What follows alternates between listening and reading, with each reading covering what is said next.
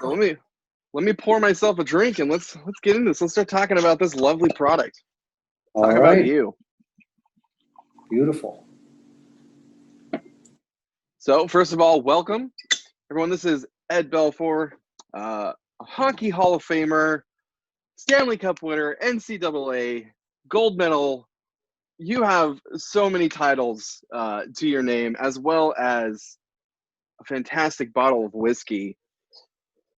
Tell me about this, man. How did this all come about? How did we go from getting inducted into the Hockey Hall of Fame in 2011 to here we are in 2020 and we have whiskey in front of us? Well, for the better part of 40 years, I played hockey and 20 years as a professional, and you get used to doing things, routine and doing things a certain way. And when you're done doing that, I retired and you thought, you're going to get to do all these fun things that you never could do while you were playing. And then, of course, you stop getting those paychecks that you were receiving for those 20 years. And you start looking for things that you would be excited about doing and being part of a team again. And my son, Dane, also a goalie, he finished his career very similar point that I did. So we got together and decided, hey, let's do some business together. And we started looking into different businesses in the alcohol business. And we originally were thinking that we were going to do vodka. But once we did our research, it was a very saturated market. And then we started researching brown spirits.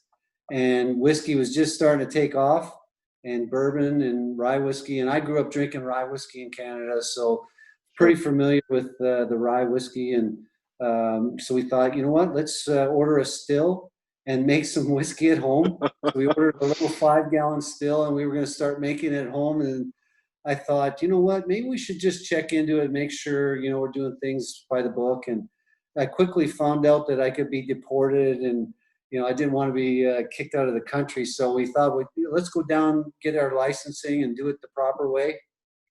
And that's how it started, with just a little 5-gallon still, and us looking into getting our licensing. And one thing led to another.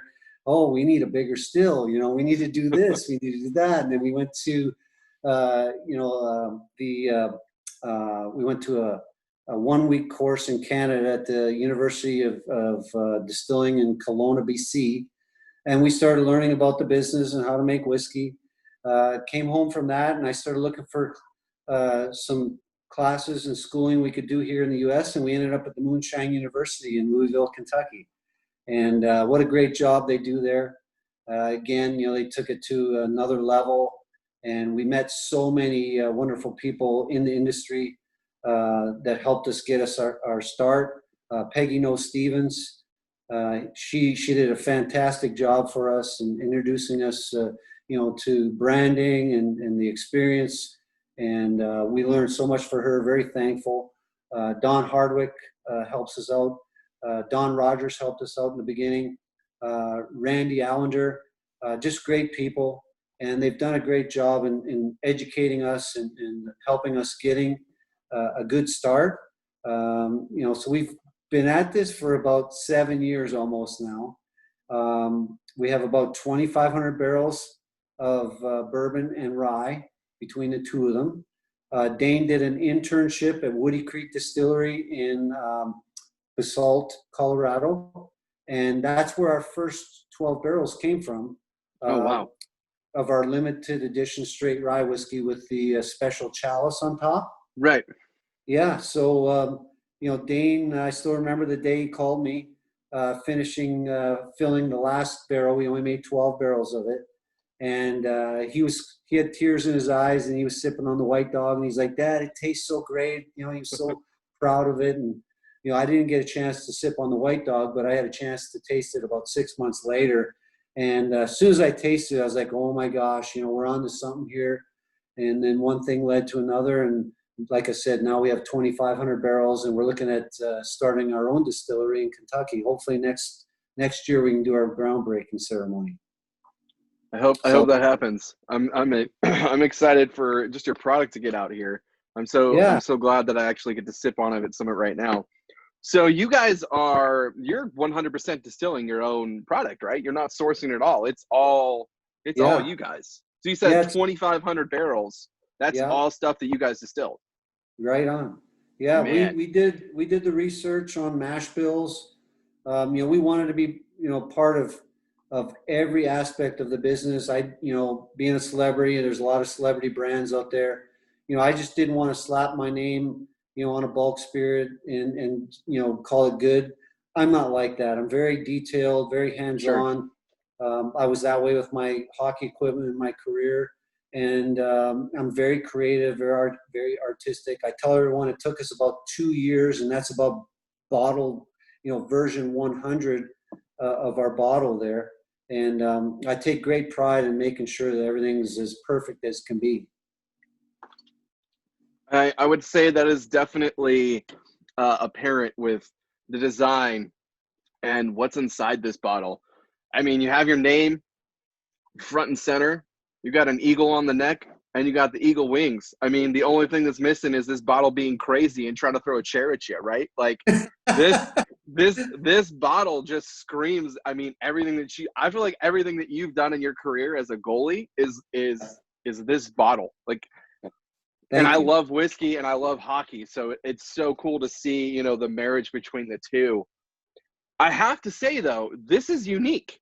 You don't see a whole lot of guys starting out that are doing finishes like this. Explain to me about the finish and where that whole story took place and how you decided to go with the pecan wood Yeah, for so your finishing. right. So we wanted to have something that was a little bit different, very unique, and we also wanted to have our Texas connection. So our pecan wood is sourced from Texas, and we do a special process to the wood where we honeycomb it and create a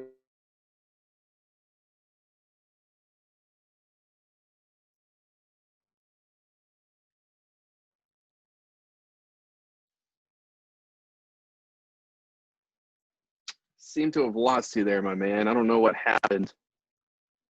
I don't know if that's on my end or on the your nail end. on the There we go. and we were like, yeah, this is the magic formula, and we had our friends try it, and everyone loved it. So we got that Texas connection. We got a unique product. That's exactly what we wanted to do, and it's so smooth and easy to drink. We wanted to try to create all of our products so you can drink them neat. Anybody who is getting into drinking whiskey, we've heard those stories where like, oh, we don't like whiskey. It's too harsh. And we like, well, just give it a little sip. If you don't like it, you don't have to drink it. And almost every time everyone's like, oh my gosh, that's like, amazingly smooth, and it's vanilla-like and caramel-like, and, just a lot of compliments. So we're really happy with that product and how easy it is to drink. Was there a reason why you decided to go with the proof point that you did at 92 proof? Yeah, so what we do with our products, every one of them, is before we end up bottling, we'll go on like 90 to 98 or 100, and we'll taste test it at every proof point, and we'll try and hit the sweet spot every time. So right before we bottled it, we actually had 4 different labels printed up, at Oh, different wow. proof points. And so right before we put it in bottles, we did the taste testing again, and we knew it was going to be between 92 and 96. And that particular day, the 92 was amazing. So next time we do it, it might be 93 or 94. We always want to hit that sweet spot so it tastes amazing every time you open up a new bottle. And that's what we try to do for every one of our products, is hit that sweet spot that everybody likes. That's awesome. I think that's so great that you're not putting yourself in a box with anything. It sounds like you're just wherever the whiskey's leading you. It seems like that's kind of where you're going to go. Yeah, exactly. Again, we've done a lot of research and development, and the proof point definitely makes a difference.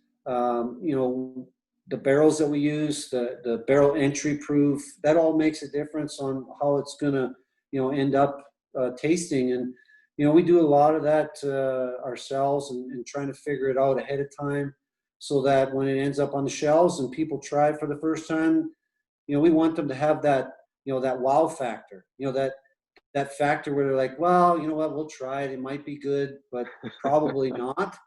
And for the most part, we've had a lot of compliments, and that puts a big smile on our face. When someone comes up to us and we weren't expecting that, and we're like, holy cow, that's awesome. What what what crowd do you find yourself leaning into a little more? Is it more the whiskey crowd? Is it more the hockey fan? Where do you, is it down the middle? What is it that you found that you're getting the um, best feedback from as far as your brand goes? Well, I think we get in the beginning, everyone that was a hockey fan was definitely interested in our products and they enjoyed them. But what we've been noticing is that, now that we've been doing this, we got on the shelves last year in October, and about, I don't know, halfway, 6 months later, I noticed that we're starting getting a lot of compliments from people that weren't hockey fans. And that's a great feeling to know that people that are in the industry already, that are bourbon fans, that are trying our products, rye whiskey fans, and they're like, wow, you guys have done a really good job with that product. And they're pretty surprised and, very complimentary. And that's such a, feather in our cap, to know that people that don't really know me as a hockey player love our whiskey. And that's really what we want to do, is focus on, providing a product for, everyone that, can enjoy it. And our goals is to have it all across North America and eventually all around the world. And I wanted everyone to love and be able to drink it neat, like I said, and enjoy it. And, that's our goal, is, to provide that great taste and ease to drink. And when Dane and I were doing the testing, I'd put like, 4 different products in front of them. I'm like, try these, Dane, and tell me, about each one, what your thoughts are, and which one would you want to drink, sip on all night long. And that's what we've tried to create, is that ability to just sip on it and have that enjoyment. Well, you definitely nailed it. That's for dang sure. Well, thank you. Yeah, man. What's funny is a lot of the traction that this is getting on my end, as far as the people that follow me and the people that read our blog, the thing that's really grabbing them is this bottle. It's a beautiful bottle. It looks so great on the shelf when you're shopping for it. It looks beautiful in your bar. Was the design, let me see how to put this. Were you always going for a big flashy bottle, or did it just turn out that way? Yeah, we always wanted to have a presence that was different from everyone else, and that generic, regular whiskey bottle. We didn't want that. We wanted something that was very unique, very different. We went after the Roaring '20s, the Gatsby era, very Art Deco. We thought that would be a great spot to land our product and our bottling and our packaging. And I think we hit the nail on the head again, like I said. And we're very happy it turned out this way. And when you go down the aisles of a liquor store and you see our bottle, it's definitely a lot different than everyone else's, and it's got that shelf presence, back bars. It has that presence, and we wanted to have that presence. I think I'm a pretty unique guy, and Dane does too.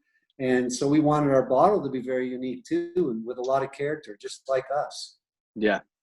Yeah, well, that's definitely, I mean, I like I said, I really feel like you guys nailed it. Trying to get a little light on this guy just to show off how sexy it is. There we go. There's a little more. I can't think of a more, actually I can. I think the only other bottle that's more visually iconic that sticks out to people is going to be a Blanton's bottle. I mean, that thing, you could call that thing in a lineup. You could see that on any shelf. And I really don't want to sound like I'm sucking up, man, but this is on that level of greatness. This thing looks, like I said, it's a beautiful looking bottle. And Yeah. I'm happy to have it in my collection. I'm happy to sip on it. And Well, thank yeah, you. yeah. Thank you very much. And Thank you. Peggy knows Stevens. She really helped us out a lot on the packaging too. So, a lot of thanks go out to her. Sure, She's sure. done a great job for us. And I got to tell you a little story about the Eagle. So that's Yeah, please, please. a version of the Belfour Eagle. And we wanted to create an Eagle that was, again, a little bit more unique than our old Eagle that I had on my masks. Sure. And so there's a good story behind this because Abby Friesen, one of my best friends from back home in Carmen, Manitoba, it's his daughter, Jeff Friesen, who worked for me for the better part of 15 years, doing all my car restoration stuff and at Carman Incorporated in Freeland, Michigan. And when we won the Stanley Cup in '99, we have a picture of Abby, who was just born that year, in the Stanley Cup. Oh, no way. Oh, Yeah, that's awesome. right. So now she helped, 19 years later, 20 years later, she helped produce the new Eagle.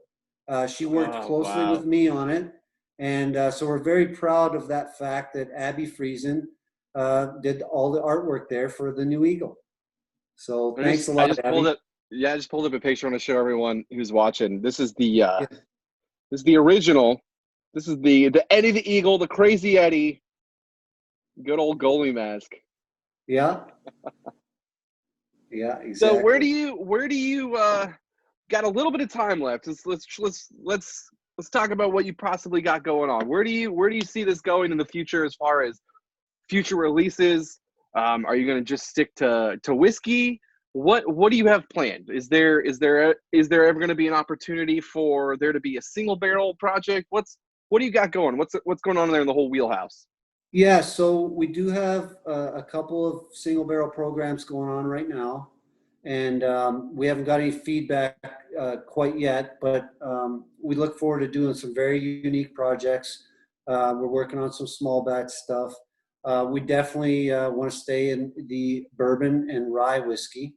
We're playing around right now with, like I said, our small batch, and hopefully in the spring here, we'll come out with a very unique new product. It's either going to be a small batch or it might be an oak finished product. Oh, wow. Okay. Yeah, Very and cool.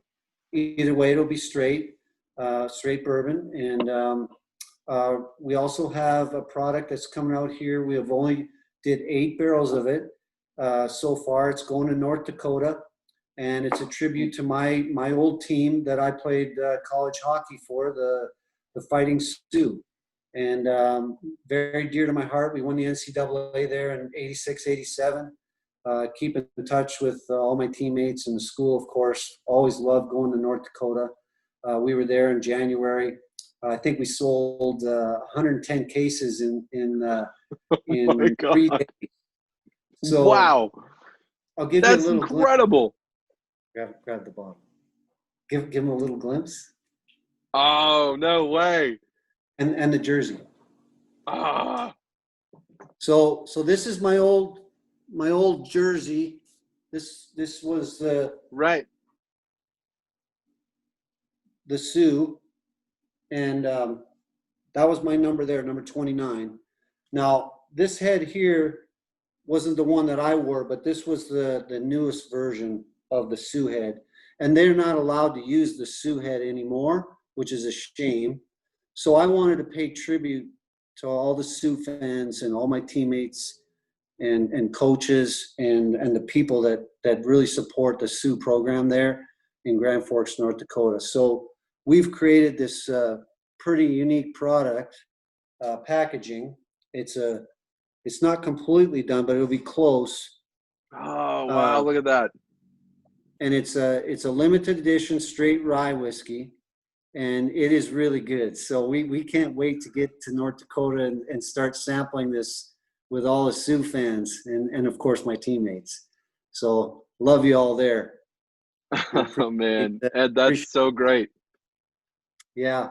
So we're excited about that. So we love these special projects, and I look forward to doing some more of them in the future. We did the limited edition straight rye whiskey with the chalice on top, which was a very fun project. And I gave one of those bottles to each one of my teammates on the Dallas Stars that we won the Stanley Cup with in '99. And, that was such a fun project. So we're definitely going to have some more fun projects in the future. Really enjoy doing that. Can we get a bottle with like a jersey and like a goalie helmet and gloves? Can we just get like the whole like Crazy Eddie special on a bottle? Because that would be that would be fantastic. Yeah, you never know.